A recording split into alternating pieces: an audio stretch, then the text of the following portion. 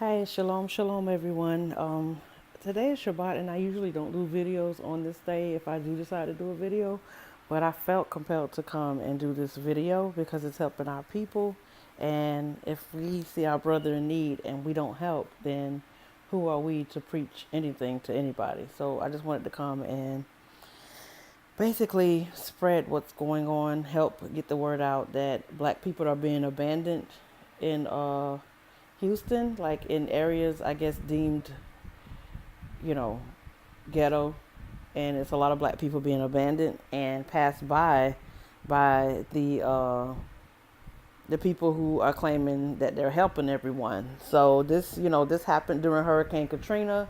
So, for anybody that's going to come on this video saying, oh, that's not true, everybody's getting help, blah, blah, blah. They said the same thing with Hurricane Katrina, and there were bodies floating around. Black people were drowning because they were leaving them for days. A lot of people died from dehydration, drowning, being left on the roof for weeks at a time. Babies were dying, and all kinds of things because they opened the levees, just like they did for the Houston during the Houston, Texas storm a few days ago. They opened the levees because they didn't want downtown to get flooded too bad. So they opened the levees knowing that it would flood the black neighborhoods really bad. And then they're the people that they're helping the least and the last to come to their rescue, just like Hurricane Katrina. Okay, and I have a friend on Snapchat. She also have a YouTube channel. She got 6 family members that passed away in a van. I just want y'all to watch this clip. I have 2 clips that I want to show y'all, and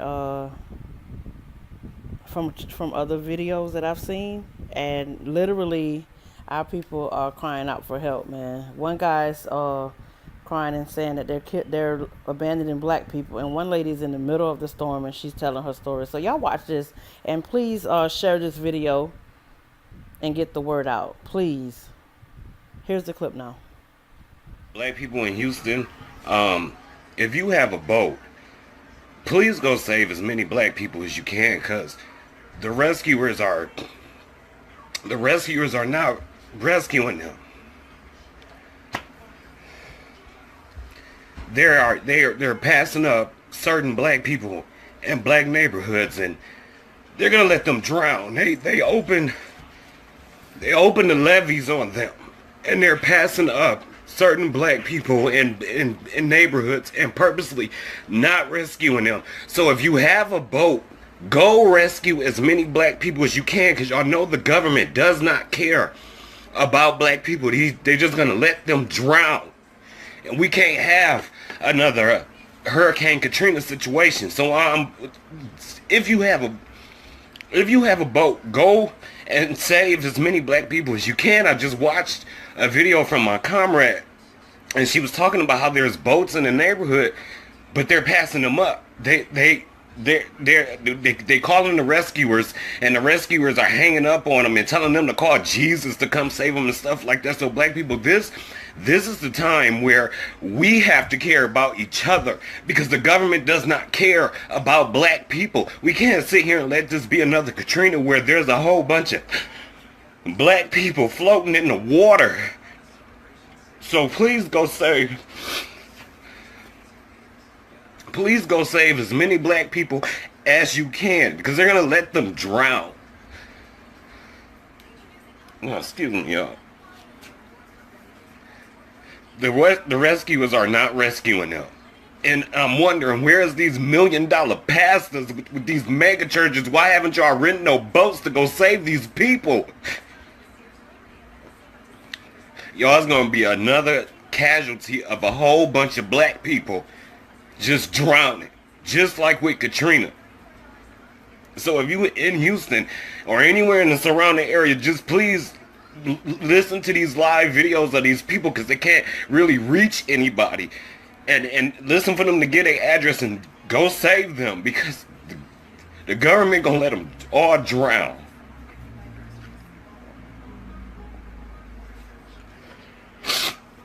Y'all black people, this is a time where we gotta care about each other. I just feel so helpless because ain't nothing I can do. But if you in Houston and you got a boat, go save those black people. Alright, y'all, I gotta go because I can't handle this right now. But please go help those black people because the government is not helping them. The state does not care about black people. They're going to let them drown. So please go save as many of them as you can. So it won't be hundreds of black bodies floating in the water. Alright, y'all, I gotta get out. Yeah, that's the idea, to remain safe. But really in situations like this, like, it really is a clear indicator that how much the people need to be organized, because that's really what this has revealed for me. Because even living in this neighborhood where you have email chains going out, and I live in a neighborhood that's mostly Europeans, white people, white Americans, so seeing like this email chain go out, how they've organized themselves to be able to help one another, but not really too much anybody else in the neighborhood who's not already a part of their community. So it really just shows like the need for us to organize ourselves, and the need that we have as African people to have our own kind of plans and our own resources and our own boats to be able to evacuate our own people, because the state is just, it's increasingly obviously they don't care. From seeing Katrina with people on the roof to even now having the same situation where people are being told to wait on their roof indefinitely because you're not given the time frame how long you're going to be up there. So it's kind of like just waiting and watching the water rise while you watch other people get rescued. Like I was talking to our international president earlier, and it's a horrifying feeling. It's unimaginable to sit here and just watch water rise around you and to see people being rescued, or to hear, because I haven't seen any efforts or any relief. But to be in an email chain and to see certain people are responding and saying, you know, we're safe, we got out, and these are my neighbors. So it's just really interesting seeing this process of how the state organizes. And even within that organization, there's no room for African people. There's no room for us to escape. There's no room for us to survive. When it comes to African people and disasters like this, it's really just left up to us to try to figure this out. And I really just appreciate the African People's Socialist Party and MPDOM for really being such a staple right now and keeping us grounded and offering us support and help, because really that organization and the few people on social media who have seen the videos have been the only source of support or help we've had. We've had to take to social media because we can't get through on any numbers, and nobody is really trying to come rescue. When you call, it's getting to the point where they're getting rude. One of my comrades was told yesterday that they couldn't help.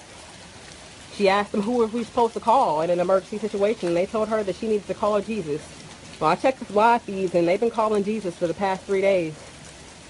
And I think he might have bad service in his weather, because he's not coming. So we need some boats, and we need some Africans who can organize, and we can try to get ahead of things like this, because, again, the state does not care. The fighting has begun. If you guys are getting reports on the outside about fighting going on in Houston, let me tell you why. I'm getting reports in from black neighborhoods that the rescue workers are passing them up.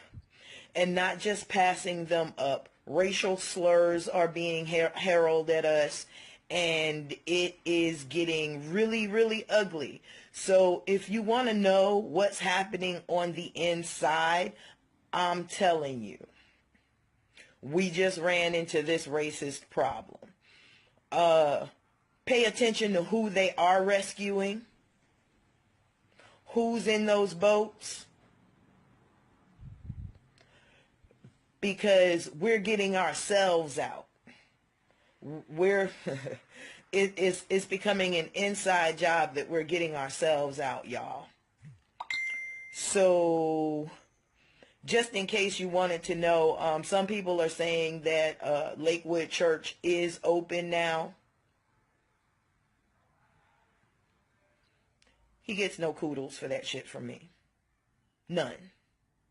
That your ass has to be shamed into it. So when were you lying, before or after? But I'm going to leave that alone. So just in case you guys want to know, this is turning into a sincere life and death situation for black folk here. Because when your rescue workers and your first responders are passing you up, it gets real. Especially when you have babies like everybody the hell else. We pay our taxes like everybody the fuck else.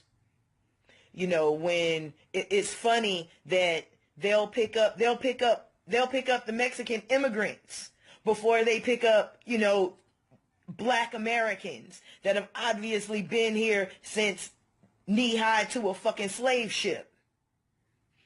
So I'm just going to put that out there just in case they start talking to y'all about, we're looting and we're doing all this crazy shit. No. People are trying to get the fuck out the water with their families. And when you see help and help passes you by, fight or flight set in, y'all. And it's just as simple as that. You have babies. You have your mom. You have your dad. Who you got yourself. And then you have a rescue worker who's throwing racial epitaphs at you, laughing, rowing on. I ain't trying to be funny, but Mr. Rescue Worker, you'd lose that boat if it was me. So I'm happy that I'm high and dry, so I don't have to deal with such things. But there are people who are dealing with this. And we need y'all to know from the inside, because they're not going to tell you that they're doing this from the outside. They're not going to tell you. They're going to put their spin doctors on it. They're going to put the propaganda machine on it and make it out that we're the bad guys. Not that we're trying to live and survive like everybody the hell else. But we're not going to talk about these floodplains either, being in minority neighborhoods and them selling these people these homes overpriced, knowing that they were going to flood them every 3 years. We ain't going to talk about that either.